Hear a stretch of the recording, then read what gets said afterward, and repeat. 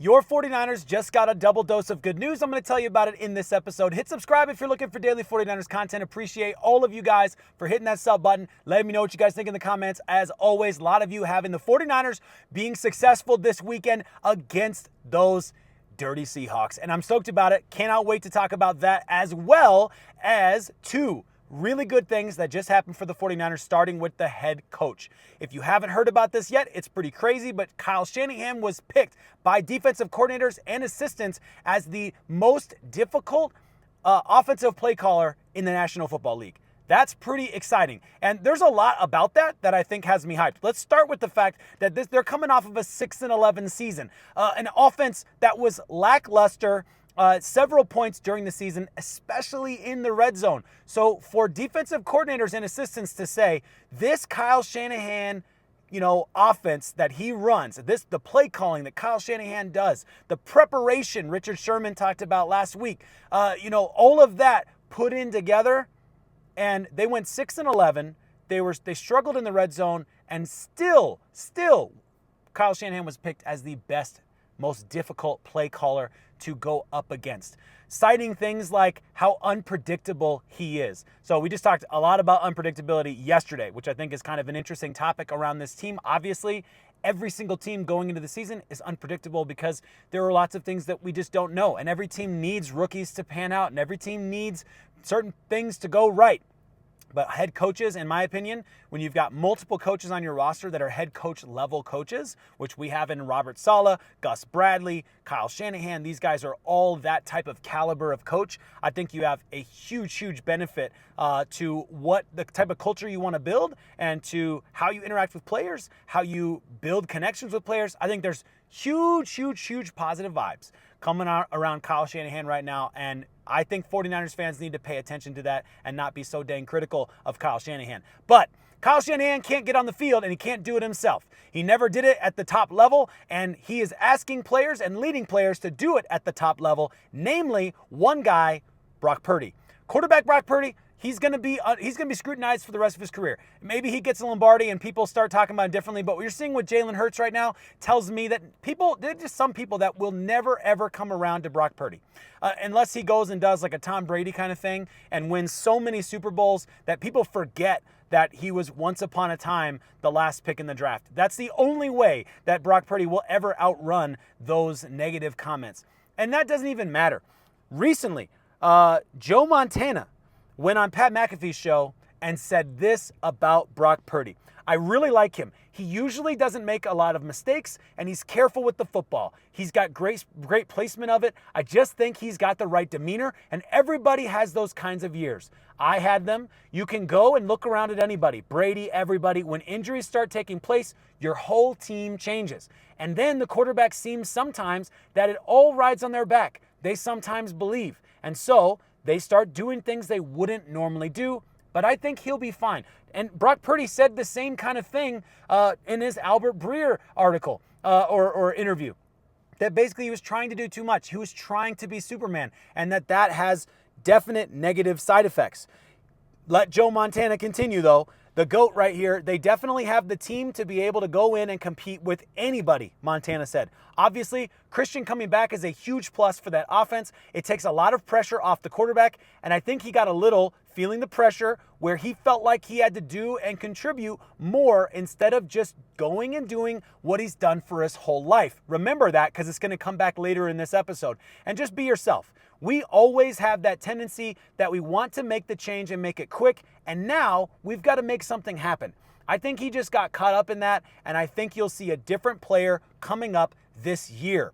That's talking about Brock Purdy being a different player this year, improving and growing and learning from last season when things were not quite right, which is super massive, super helpful.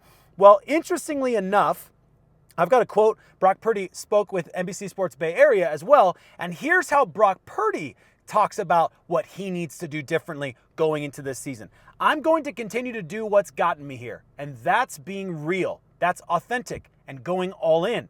I can lay down my life for my teammates by doing my job really well, but at the same time, obviously the organization has put their faith and trust in me by paying me and being the highest paid player on the team. And so I'm extremely appreciative of that. But with that comes the weight of, hey, let's continue to move this whole thing along and go and chase a championship. And so, obviously, I want to elevate everybody else's game around me and help continue to push the ball forward. But within all that, I'm not going to lose who I am and what's gotten me here. That is the thing that I absolutely love about Brock Purdy. His mentality is always on point. He always has the right way of processing, even when he has a bad game, even when he makes bad decisions, like that interception he threw against the Los Angeles Rams at the end of the season. Even when those things happen, he knows how to process it. He knows how to learn from it. He knows how to grow from it. And he's got that humble mindset, that humble attitude. And you worry about players getting paid, and we've seen players time and time again who get paid and all of a sudden they don't look like the same player they were before. And there's a difference there. I'm expecting Brock Purdy to continue to be that same player we've come to know and love and appreciate, that same player who can go out there day in and day out and just look like the quarterback he was brought in to be. That's what I expect to see. I expect to see a guy who can run Kyle Shanahan's offense, who will continue to get those, is he just a system quarterback kind of quotes because he's running Kyle's offense so well. I expect that to happen. Brock Purdy said more to NBC Sports Bay Area. Listen to this. I think just overall, being a consistent quarterback, playing a complete game, a full game, 4 quarters, can I make the right decisions over and over again? Can we stay on the field? Can we put up points and help just push the envelope with our team in the right direction? Elevate, like I said, other guys around me and help them prosper into the player that they want to be. So I think that's like my next step. But continue to do what I've done, and that's do my job really well at quarterback and find ways to win when we need it. I absolutely love that. Brock Purdy is going into the season saying, I'm going to elevate my teammates. I'm going to go out there and I'm going to do my best to run this system, to make sure that everybody around me is better because I'm here, and not try to be the hero unless the game comes down to it and I have to be. And you know what? For how badly the Kansas City Chiefs played last year and how many times they got away with stuff because either the ball fell their way or some referee decisions fell their way, Kansas City did have a mindset of, we're just going to run our scheme because we think we're better than you. And until magic is needed, magic's not going to happen. And I respect that about the team. Don't put your quarterback in a position where their body is on the line until they need to put their body on the line. With one exception being that Patrick Mahomes did run against us in a play that would have gotten him absolutely lit up. I think it was D. Winters, maybe, if I'm not mistaken. But he would have got absolutely lit up if the team felt like they could hit the quarterback and not get a flag thrown. He ends up turning that into an extra 15 yards. Something's got to change about that. That's an issue. But that's all aside to the point. I really believe highly in this quarterback. I'm a big fan of him. And so is Ricky Pearsall, by the way. Ricky Pearsall said this about Brock Purdy.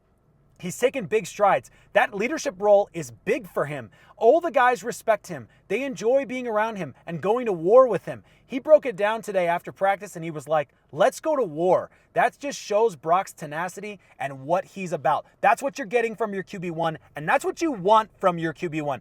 People are always going to doubt Brock Purdy. Like, he doesn't get put in the NFL top 100 because they had a bad year. He didn't really have a horrible year. He didn't have a great year, but he did have a horrible year. He threw for 3,864 yards. His completion percentage was 66%. Like, it wasn't a horrible year. It wasn't his best, but he gets thrown out of that mix. Whereas CJ Stroud throws for 3,700 yards, has a completion percentage of 63%, and he gets put in there at what? Number 39 in the top 100. And when you look at the TD to interception ratio, it's exactly the same. It's 20 touchdowns for 12 interceptions. And you look at passer rating, you have 87 passer rating for CJ Stroud, a 96.1 passer rating for Brock Purdy. Yet Brock Purdy's not on the 100, and CJ Stroud, is top 39. Just saying, people are always going to doubt this guy, but that might also be the strong suit for this team. That might be the magic formula for this team, that nobody believes they're going to be able to do anything, and nobody is expecting Brock Purdy to be able to live up to this contract, and they're going to be found out this year, starting this Sunday against the Seattle Seahawks. Let's go. Appreciate you guys, and hope you guys have a fantastic rest of your Wednesday.